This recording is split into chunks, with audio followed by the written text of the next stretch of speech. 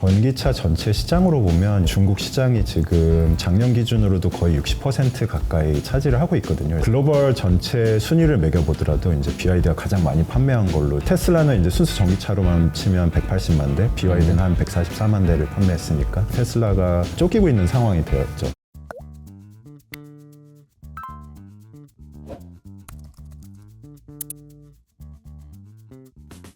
안녕하세요, 이효석입니다. 자, 오늘은 테슬라 삼촌으로 알려져 있는 분을 모셨는데요. 박형근 연구원님 모셨습니다. 안녕하세요. 네, 안녕하세요. 네, 저희 채널에는 처음이니까 제가 몇 번 이제 모시려고 시도했다가 시간이 안 맞았는데 오신 소감이랑 이렇게 좀 인사 한번 좀 부탁드리겠습니다. 이효석 대표님과는 그래도 꽤 알고 지내온 사이인데 이렇게 스튜디오를 새로 차리시고 네. 본인이 직접 사업에 뛰어드셨는데 네. 너무 이렇게 사무실도 와보니까 감회가 새롭고 네. 너무 좋은 환경에서 이렇게 촬영을 하게 돼서 영광입니다. 감사합니다.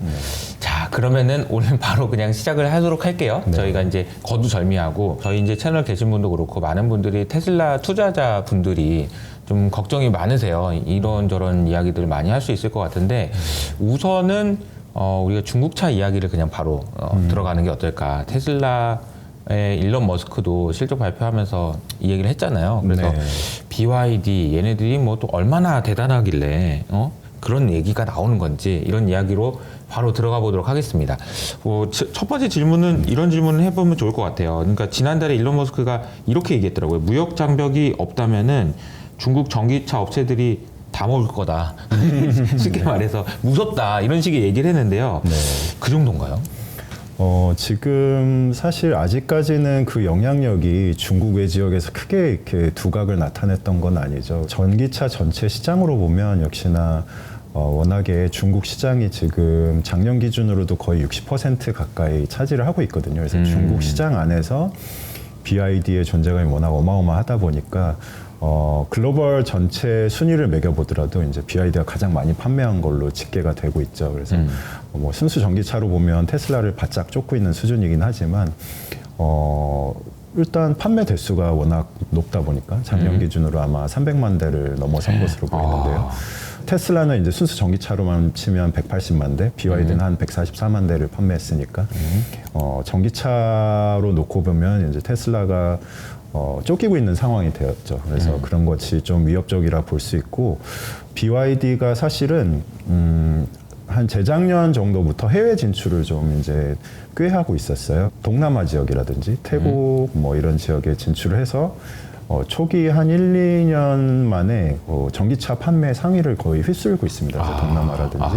그다음에 호주에서도 테슬라를 바짝 뒤쫓아서 높은 판매고를 올리고 있고요. 그다음에 남미 지역, 브라질 뭐 이런 곳에서도, 그다음에 이스라엘에서도 상당히 잘 팔고 있어서 이스라엘에서조차. 네. 시장 규모는 작다고 볼 수 있지만 그간에 좀 견제를 많이 받아온 미국을 제외한 시장에서는 굉장히 두각을 보이고 있어요. 그래서 조금씩 해외 진출도 하고 있기 때문에 테슬라하고 이제 다른 시장에서 경쟁을 할 수밖에 없는 그런 구도에 놓이게 된 거죠. 내가 1등 다 먹을 줄 알았는데 저기서의 경쟁자가 꾸물꾸물 올라오더니 이게 만만치 않겠다 이런 생각을 좀 하게 된 것 같아요. 네. 그래서 보니까 4분기의 판매량 기준으로 보면은 테슬라를 제치고 BYD가 이겼다, 1등이 됐다 이런 얘기도 있어요. 네, 그러니까 아까도 말씀드렸지만 순수 전기차 판매 기준이죠. 작년 전체로 보면은 테슬라가 살짝 앞서 있지만 마지막 4분기에는 이제 역전을 하기도 했거든요. 그러니까 이제 순수 전기차 기준으로도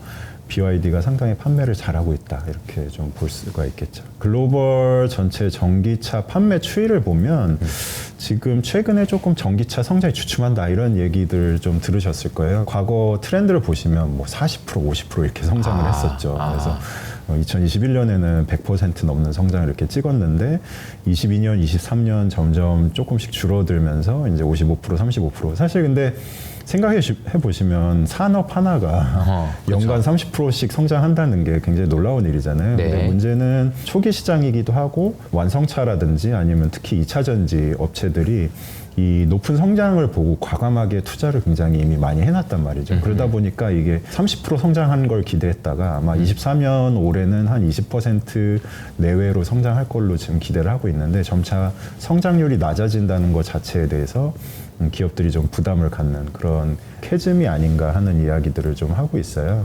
캐즘이라는 게 이게 무슨 의미예요? 보시면은 그 이노베이션 곡선이라고 하죠. 그래서 뭐 새로운 기술이 등장을 하고 나면 초기에 혁신 수용자들, 그다음에 뭐 초기 수용자들, 그다음에 뭐 얼리 머저리티 뭐 그래가지고 이제 다수 수용자 이렇게 단계별로 그 사이클 곡선을 넘어가게 되는데 이런 게 용어들이 있군요. 혁신 수용자 이런 사람들은 진짜 막 뭐 혁신 나왔다 그러면 한 번씩 써보는 사람들인 거고 그렇죠.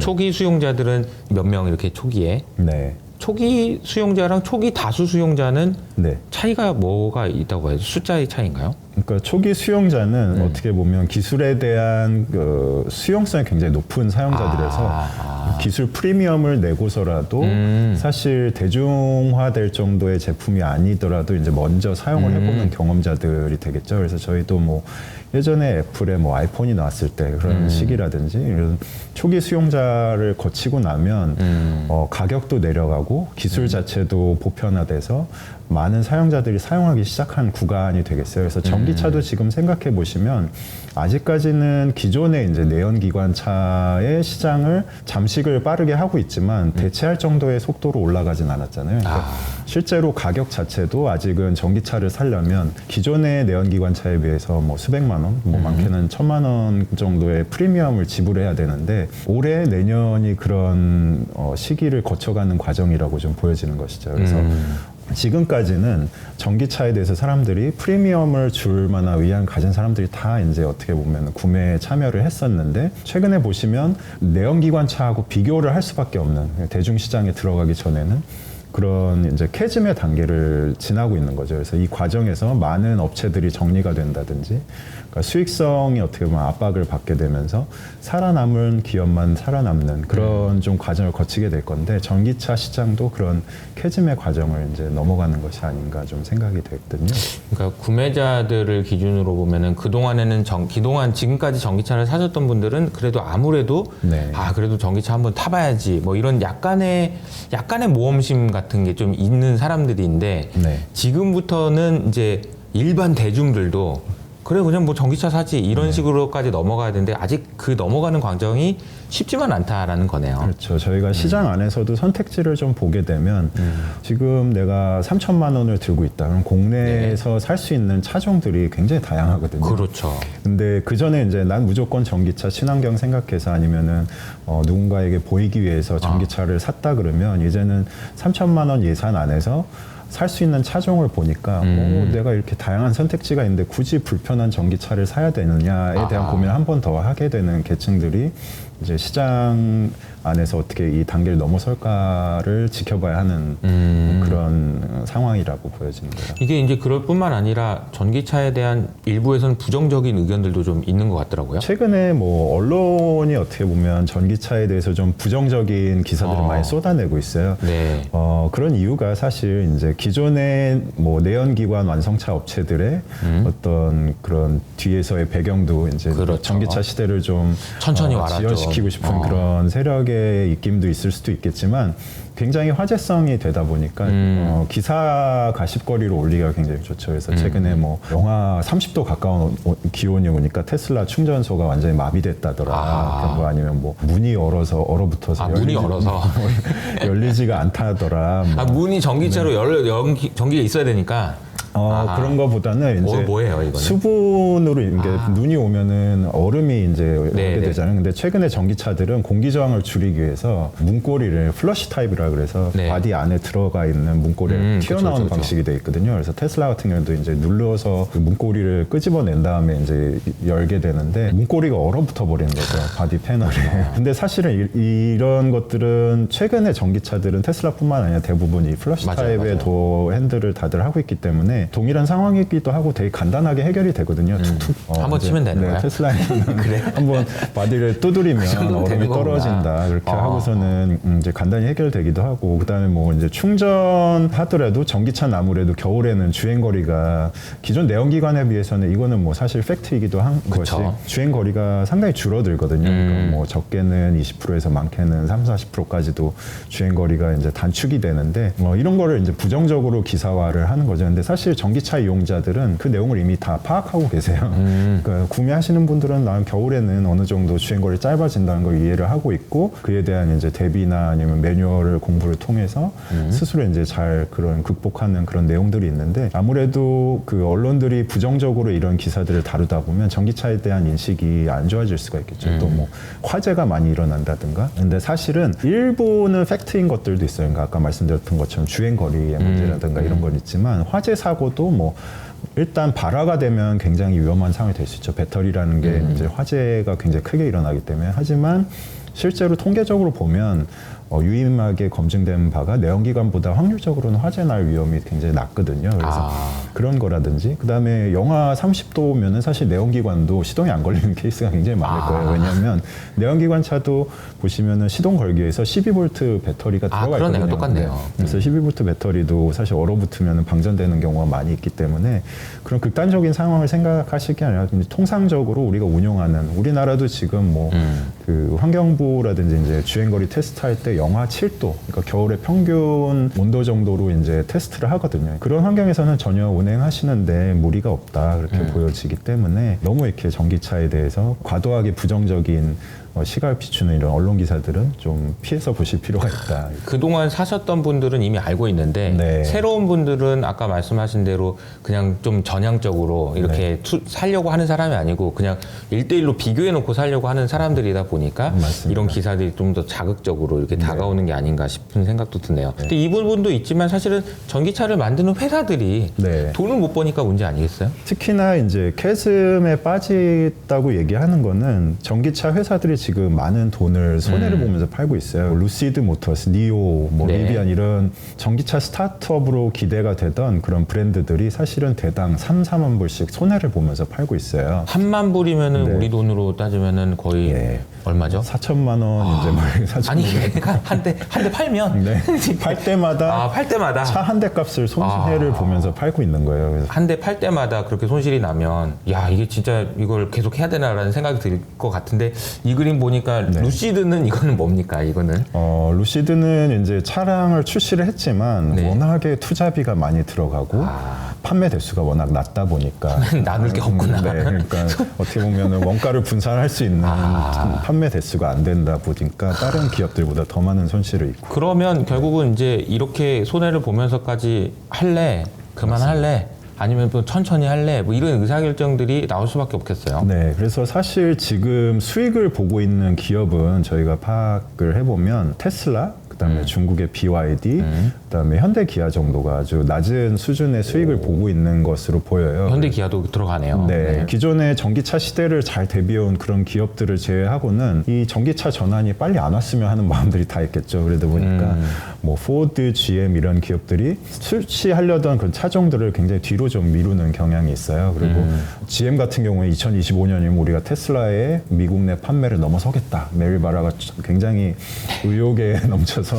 한 재작년 정도에 이제 타겟을 얘기를 했었는데 그런 것들이 다 이제 뒤로 미뤄지는 거죠. 그래서 전기차 공장이 뒤로 미뤄지다 보니 특히 국내 이제 배터리 3사가 미국 업체들 그다음에 유럽의 업체들하고 공장 합작 회사들을 많이 이제 진행을 하고 있었는데 그런 프로젝트들이 좀 지연이 되고 예를 들면 뭐 포드하고 SK가 합작했던 이런 배터리 공장 프로젝트가 조금 어긋나면서 이 SK온이 포드에 공급을 안 하고 현대차하고 이제 협력을 한다든지 이런 우회 전략들을 쓰고 상당히 프로젝트를 지연하는 이런 내용들을 좀 보실 수가 있습니다. 그러니까 이제 사실은 이 시장 자체가 열리기 위해서는 2차 전지 잘 만드는 것도 중요하지만 2차 전지 갖다 써줄 자동차 회사들이 잘 팔아야 되는데 이런 부분에서 앞에서부터 이제 막히기 시작해서 계속 이게 오는 거군요. 이 캐즘을 그럼 어떻게 극복을 해야 되느냐에 대한 고민들이 필요할 텐데 극복을 하긴 해야 될 거 아니에요, 그죠? 네, 그렇죠. 그래서 나오는 이야기들이 뭐냐면 결국에는 지금의 전기차는 가격이 너무 높다는 게 의견인 거예요.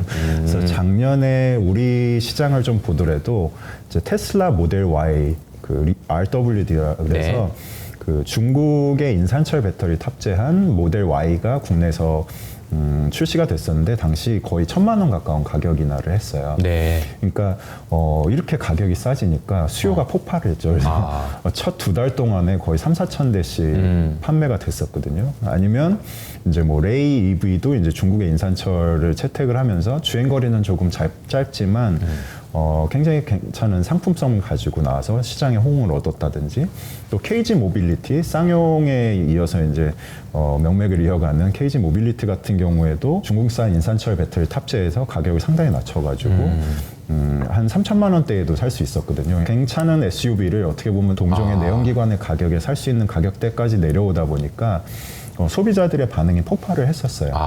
우리가 여기서부터 얻을 수 있는 시사점은 기존의 전기차가 상당히 소비자들에게 부담이 되어 왔었구나라는 걸 알 수 있기 때문에 가격적인 관점에서 그렇죠. 그래서 BYD가 성공하고 있는 이유도 어떻게 보면 기존의 다른 전기차 대비 적게는 수백만 원에서 천만 원까지 저렴하거든요.